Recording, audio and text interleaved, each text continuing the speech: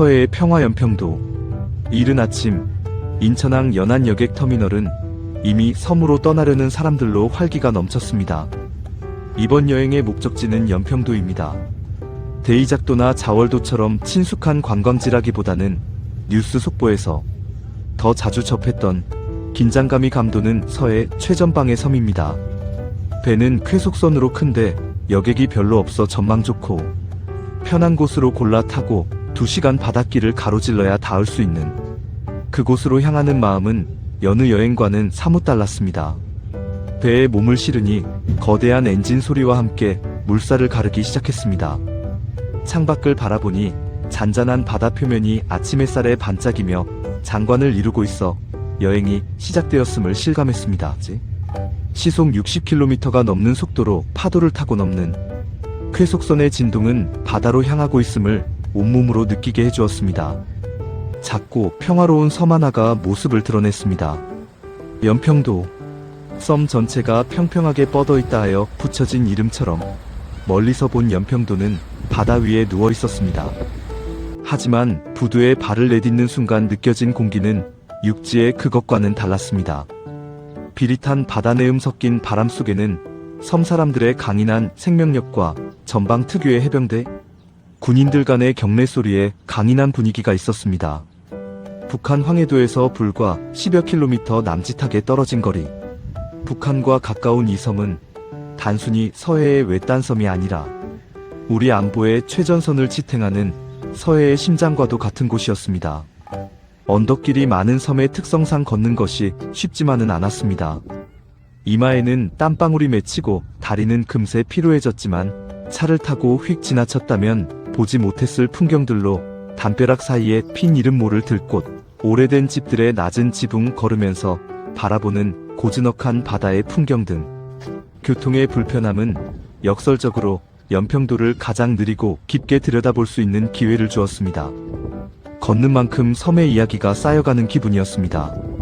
면사무소 뒤편에 임경업 장군을 추모하는 충민사가 있어 오르는데 계단을 살펴보니 사람들의 발길이 드물어 계단 틈에 민들레꽃과 개망초꽃 등 강한 해풍과 사람, 발길에도 살아가는 들꽃들이 이쁘게 피어 있었습니다.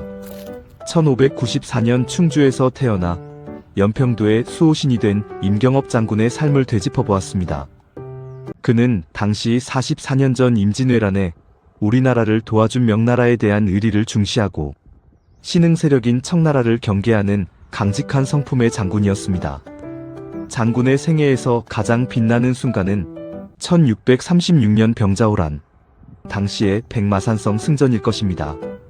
10만 명이라는 압도적인 숫자의 청나라 대군에 맞서 1만여 명의 군대로 치밀한 전술과 용맹함으로 의주의 백마산성을 끝까지 지켜냈습니다.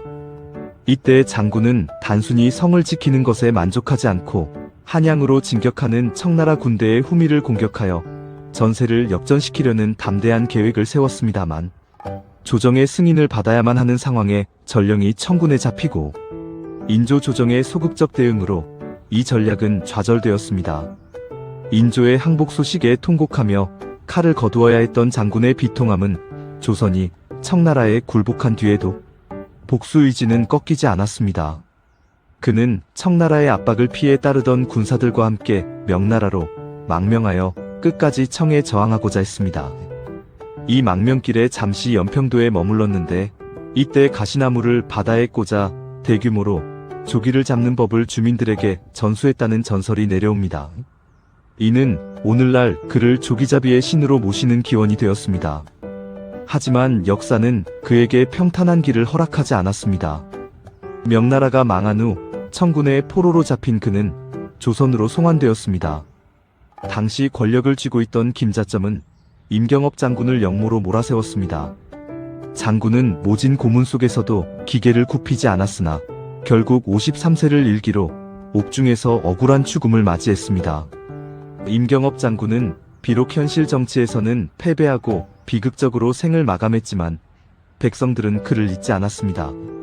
숙종 때에 이르러 관직이 복구되고 명예를 회복했으며 오늘날까지 우리 곁에 살아 숨쉬고 있는 것입니다. 바로 근처 300여 미터에는 충혼탑이 우뚝 솟아 있었습니다. 6.25 전쟁 당시 나라를 위해 목숨을 바친 무명용사들의 너클 길이는 이 탑 앞에 선이 숙연해졌습니다. 이곳이 얼마나 중요한 요충지이자 지켜야 할 소중한 우리 땅인지를 말해주고 있었습니다. 마을과 꽃게 등 수산물 가공 공장을 지나 언덕을 오르고 올라 한참을 걸어서 도착한 조기역사관에서는 연평도의 경제적 보고로서의 면모를 확인했습니다.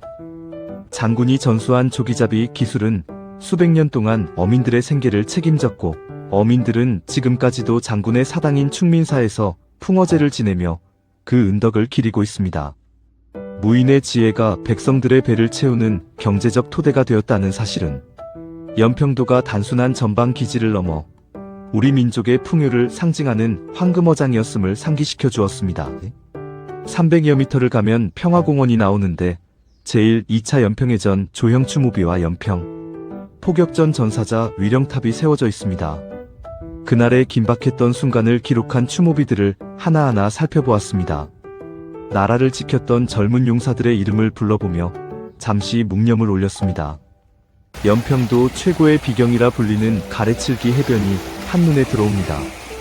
깎아지른 듯한 수직 절벽과 알록달록한 자갈들이 어우러진 해변은 자연이 빚어낸 예술작품 그 자체였습니다. 파도가 잣갈에 부딪히는 소리는 모래 해변가의 소리와는 색다르게 달랐습니다. 이곳의 갈매기 모양 절벽은 바다를 향하고 있었는데 그 모습에서 연평도의 강인한 생명력을 엿볼 수 있었습니다. 가래칠기 해변의 웅장한 풍광은 아름다웠습니다. 연평도의 오늘날 경제 지표를 살펴보니 이곳이 여전히 서해 경제의 핵심 축임을 실감할 수 있었습니다. 특히 연평도의 자존심인 꽃게는 최근 기후변화와 수온 변화로 인해 어획량의 변동이 컸지만 여전히 섬 전체를 먹여 살리는 중추적인 역할을 하고 있었습니다. 최근 통계에 따르면 2025년 연평 해역의 꽃게 위판량은 약 82억 원대를 기록하며 연평도 민생 경제에 든든한 버팀목이 되어주고 있었습니다. 연평도는 꽃게뿐만 아니라 김과 미역, 양식 등 다양한 경제활동을 통해 주민의 삶을 지탱하는 역동적인 경제 현장이었습니다. 어느덧 돌아가야 할 시간에 다시 항구로 향하는 길, 수많은 갈매기가 걷고 있는 길과 마주하여 다가오며 소리를 내면서 날고 있어 작별 인사를 건네는 듯 했습니다. 섬 안에서의 긴 걸음 끝에 연평도가 우리 안보의 방패이자 경제의 보석임을 마음속 깊이 새겼습니다. 연평도의 푸른 바다와 가래칠기 해변, 그리고 그곳을 지키는 숭고한 정신들을 잊지 못할 것입니다. 감사합니다.